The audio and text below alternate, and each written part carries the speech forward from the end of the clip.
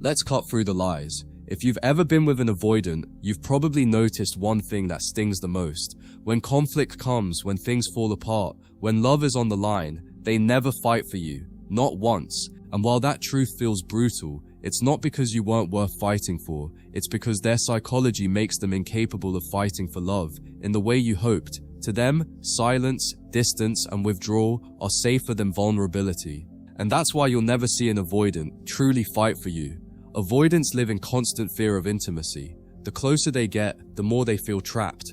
Fighting for you would mean admitting they care, admitting you matter, admitting they're invested. But to an avoidant, those admissions feel like death.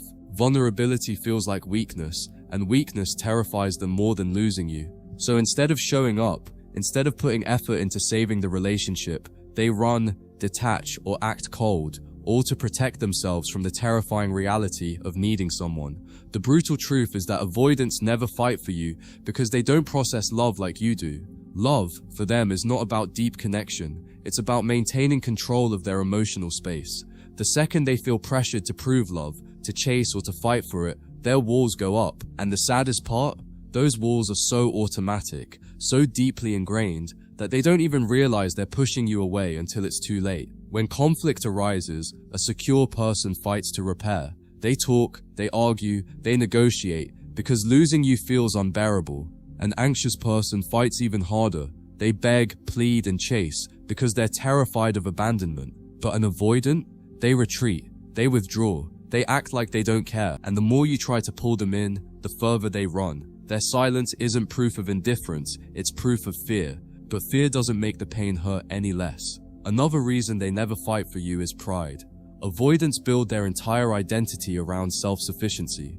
To fight for you would be to admit they can't live without you, and that admission feels humiliating to them. They'd rather lose you completely than look weak in their own eyes.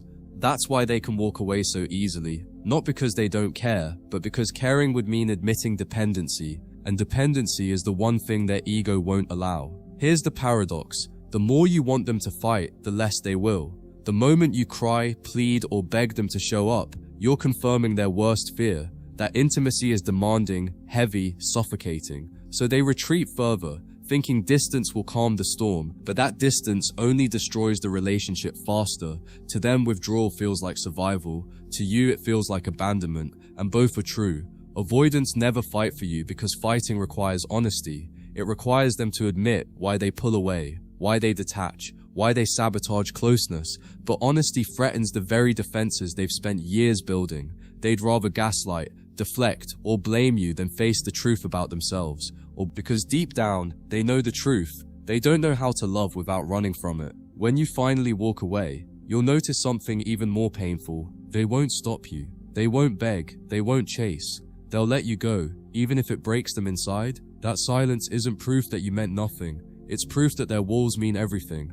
Those walls are stronger than their desire to keep you. And until they learn to break those walls down, something most avoidants never do, they'll keep losing people who actually love them. The brutal truth is that avoidants don't equate losing you with failure.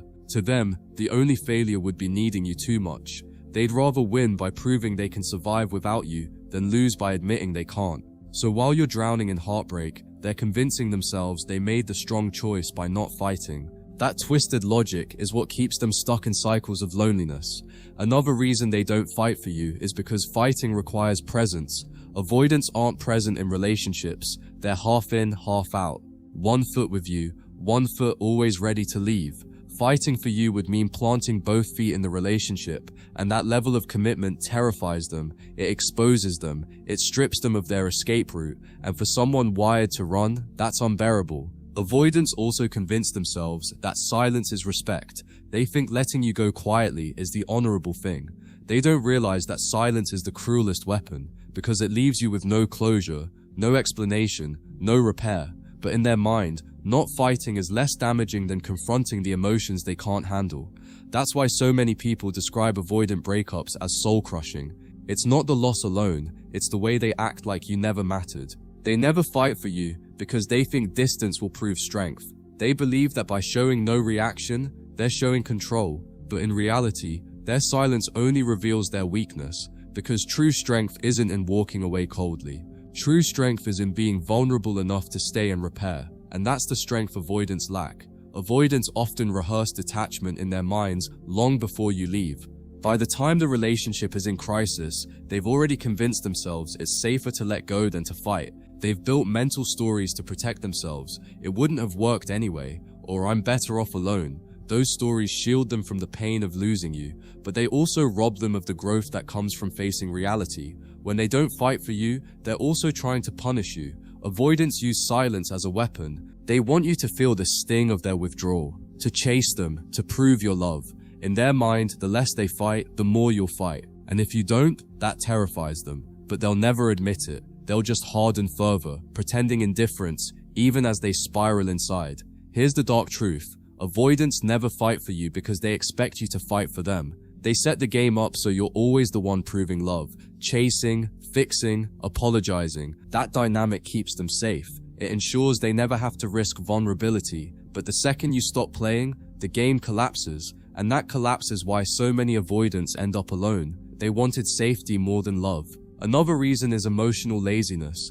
Fighting for love takes work, communication, compromise, emotional labor. Avoidants see that work as overwhelming. They'd rather run than do the hard emotional lifting.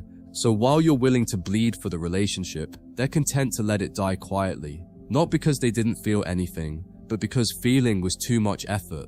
Avoidants also never fight because they underestimate the damage they cause. They assume you'll move on, that their silence won't break you. They don't realize how deeply their indifference cuts, and by the time they do realize it, it's too late.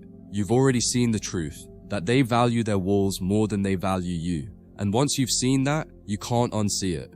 They also don't fight for you because fighting would mean admitting regret, and regret is unbearable for them. It would force them to see how their behavior destroyed someone who loved them. So they pretend they don't care, convincing themselves they're fine. It's self-preservation, but it looks like cruelty. And that cruelty is why so many people say being with an avoidant feels like loving someone made of stone. Avoidants fear intimacy more than they fear loneliness. That's why they never fight for you. They'd rather be alone than risk being exposed. They'd rather suffer in silence than risk admitting love. Loneliness is painful, but intimacy feels dangerous. So they choose the pain they know, and that's why they keep repeating the same patterns, losing the people who cared the most. The brutal truth is that avoidants never fight for you, because to them, fighting feels like surrender. It feels like losing control, and control is their lifeline. They'll sacrifice love, family, connection, anything to keep control intact. That's why you'll never hear them beg. That's why you'll never see them chase. They'd rather die on the hill of control than live with the vulnerability of love.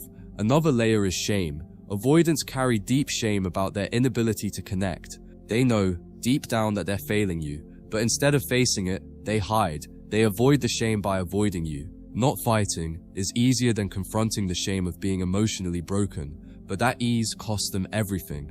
When you finally walk away, don't be fooled by their silence.